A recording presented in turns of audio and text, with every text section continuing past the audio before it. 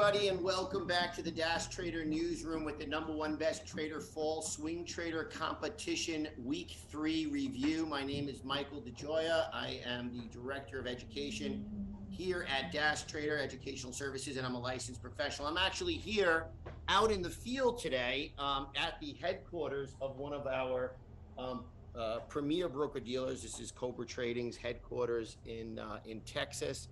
And I'm actually coming to you right from the Cobra Trading HQ as I do this live stream today, talking about the #1 best trader competition.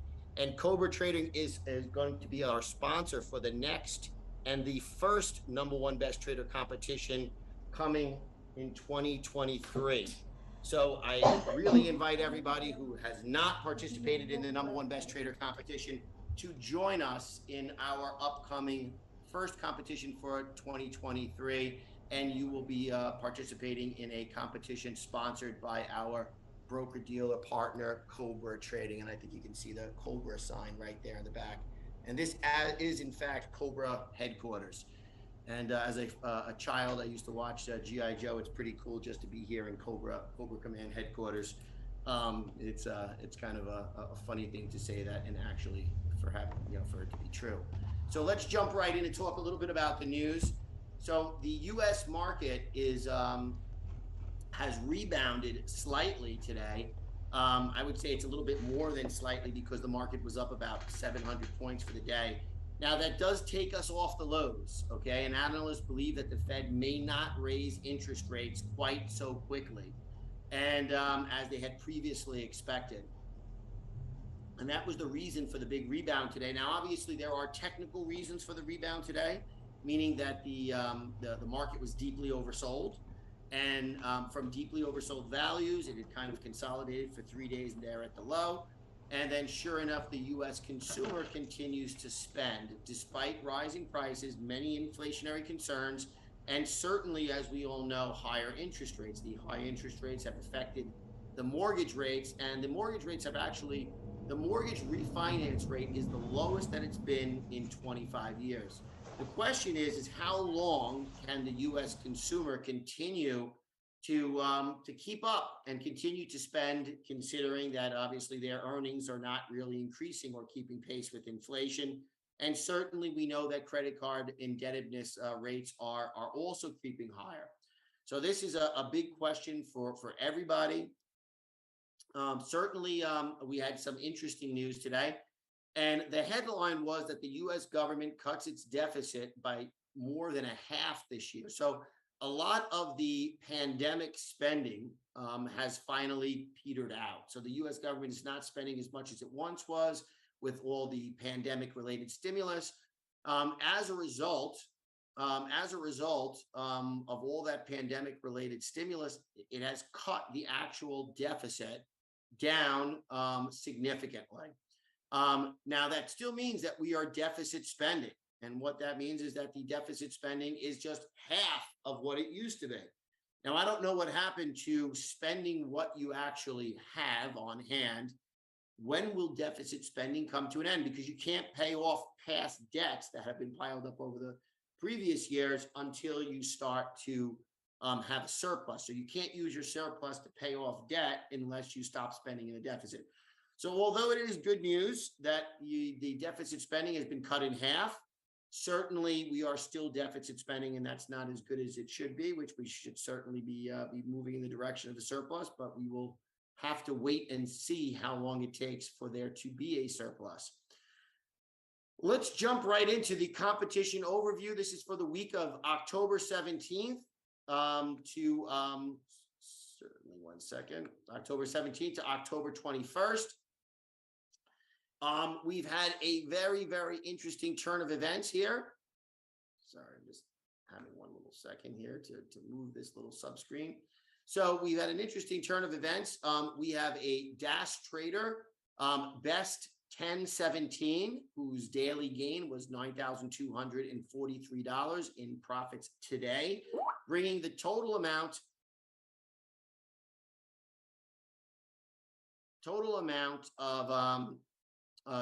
of gains for Dash Trader 1017 to 19,777 and 38 cents. That is a significant increase. Certainly, just in today's activity, we have best 1015 with a gain of $1,106. That's $12,474 overall. We have best 1024, with only $105 gain today, but up 10,000 in the competition, which is a significant amount in the competition. So we have three of our DAS traders in the number 1, 2, and 3 positions. We have 4, 5, and 6 being held by our old friends in Peru, the Global Bolsa Group. And then we certainly have, obviously some more DAS traders coming in there. Now, what we have seen is that that we have all of our top 10 traders. All of our top 10 traders are in the green nicely, with the 10th position having a person who is up $587, most of which that $587, 502 of which was made today. So we have some really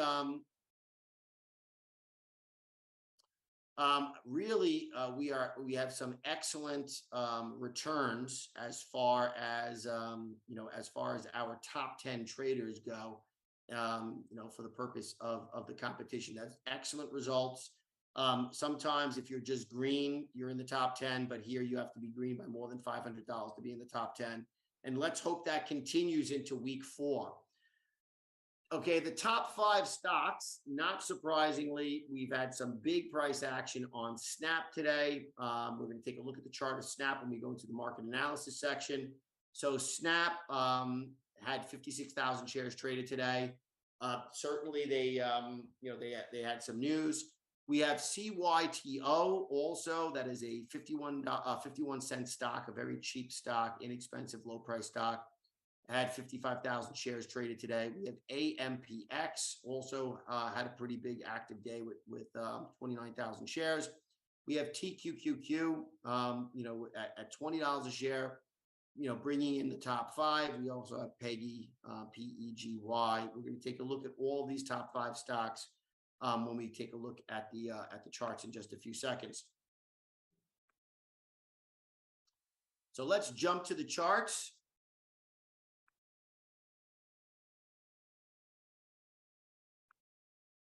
So before I take a look at the market, I'm going to jump and take a look at Snap. Okay, this is Snap. Let's take a look at the daily chart first. So zooming right in on Snap, Snap has really been stuck in this range for quite some time.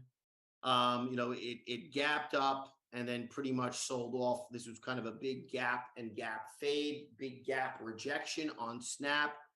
Gap, and you would expect the gap and go. It did not gap out of its trading range. And when we look at the intraday chart on Snap, it gapped down massively. Let me just reboot this because it looks like the charts need to be updated. Give me 1 second for a reboot. Snap had earnings, and I think that they had, very disappointing results.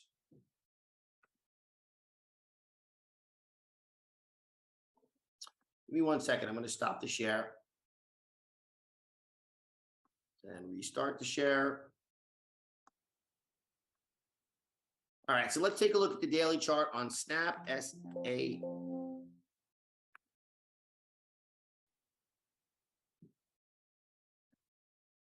Okay, so on the chart of Snap, basically Snap gapped down massively. Okay, Snap gapped down massively from $10, $11 to $7. Not a lot of intraday action. Okay, not a lot of intraday action there on Snap. But from a perspective of a trading range, it traded tightly between 740 and 778. So we had a very tight trading range pretty much all day on Snap. But you can see that between that 754 to 776 area, there was a significant amount of movement that could be traded. Now, initially, Snap gapped down, it rallied up, faded up to $8, and then bounced off or rejected from $8 resistance down to 740, and then bounced off the 740 number and rebounded.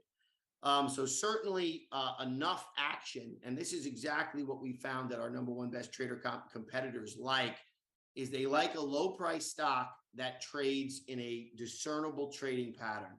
So even though this was a gap down, with some earnings results, Snap provided ample opportunities for our traders to make it the number one actively traded stock for the day. Next, we got CYTO, which is a cheapie, CYTO.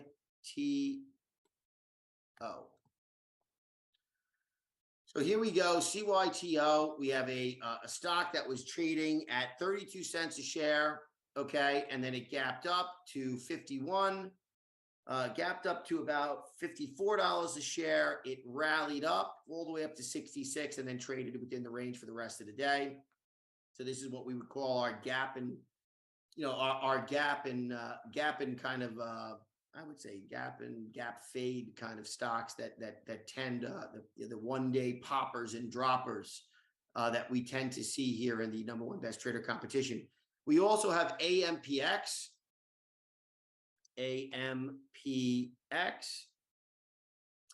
So AMPX, very clear, kind of a gapper and goer. Gaps up to 940. And then kind of just blasts off all the way up to $12. Lots of activity on that name, in the time frame between 10:20 till about noon. Really tremendous percentage move on that one. And then finally we have PEGY.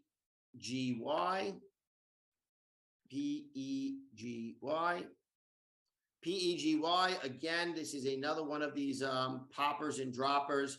Really beautiful daily chart. We would call this a buy setup. And from that big green reversal bar yesterday, we get a nice gap up out of the range. And then the stock continues to run higher. And then, of course, settles back into around 521 thereafter. Last but not least, we have the TQQQ. Right, TQQQ is is one of these ultras. This is the long QQQ, and I believe it's a double or a triple long of the QQQ. I think it's double long the QQQ, so it goes up. It's a great one to trade from a percentage basis for day trading profits. When the QQQ or the Nasdaq is having a strong reversal to the upside, you could see that this one will increase from a percentage basis, usually 2 times greater than the actual QQQ. This might be a double or a triple. I have to take a look and see which one it is. But certainly the TQQQ has that that springboard capability that day traders like when taking advantage of a strong bullish day in the markets. Now take a look at the pattern here on the QQQ. You have the TQQQ kind of just blasts off, pulls back, makes a big buy setup, and then springboards up for the rest of the day, making a huge rally to the upside.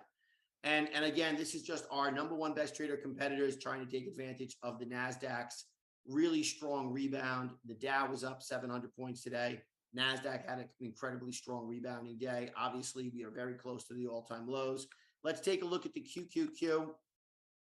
On the QQQ, these are the lows of, really the lows that were established over the course of the post-pandemic lows. These lows have been established and have pretty much held for a considerable amount of time. Let's take a look at the weekly chart.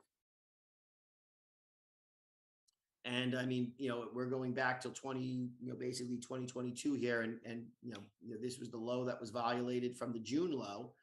And now we have our first weekly green reversal bar. This is the SPY, also with our first weekly green reversal bar since the summer rally. Now, the big question is what happens when the SPY and the QQQ come into those declining moving averages on the weekly? And that's going to be really the deciding factor. So when we get to those declining moving averages on the weekly, we kind of have a little inverse head and shoulders here. That means that we could potentially even run up, to the, if we break this level at 380 to 390, um, you can get a significant rally even up to 400 potentially. This is the next level of resistance is at 390, and then subsequently you got 400, which is natural resistance, and then you got 410, which is the next level above that one. And that's going to be here. Let's put in a horizontal line here. Boom, 410. That would be the next level of resistance after you get the 385 level. This is on the SPY 385, and then you got 410. You have natural resistance at 400 even, which is just a number, meaning people like whole numbers. So 400 makes a difference to them. You got a little bit of a level of resistance from congestion here at 395, and then the next level is at 400. All right, let's take a look at Apple, because we got Apple earnings, I believe, next week. I mean, Apple showing relative strength in the market. So goes Apple, so goes the market. You got a nice rebound on Apple. You got MSFT. I mean, we got some big name tech giants coming and reporting earnings next week. So I think that next week is going to be a pretty significant week as far as earnings go. Also, remember, we have the November 2nd Fed meeting is the last Fed meeting of the year. Part of the reason why the market was up was because there is some softening of the sentiment that the Fed will raise by a point. Now it seems like many analysts and experts are thinking that we may only raise by 75 basis points. I'm not sure the exact rationale for that, but certainly the consumer has held strong. And that maybe that's going to peter off. I'm not exactly sure the reason for the exuberance, but certainly we were at very oversold values, and some of the earnings so far for earnings season have been not as bad as expected. Certainly that has not been the case for Snap, right, which had terrible earnings. NFLX had great earnings. Netflix is 1.8 range and going higher. So excellent, move to the upside. And I would really say that Netflix, which is one of the big tech stocks, is indicative of, a lot of times indicative of what we expect from other tech companies. So you could see, even Amazon is kind of in the verge of breaking out of this kind of little, kind of downtrend consolidation pattern. This would be a shoulder, a very shallow head, and then another, a very weak right shoulder. So, you got Amazon, you got, Apple, you got a lot of earnings coming out next week. And I believe that everybody is anticipating that the earnings will be better than expected based on what they saw from Netflix. Certainly, let's take a look at one of the weak men. That's one to watch is Facebook. Facebook has gotten clobbered. So certainly we would keep an eye on all of these tech stocks next week as we go into the last week of the number one best trader competition. All right. So on that note, I'm going to wrap things up.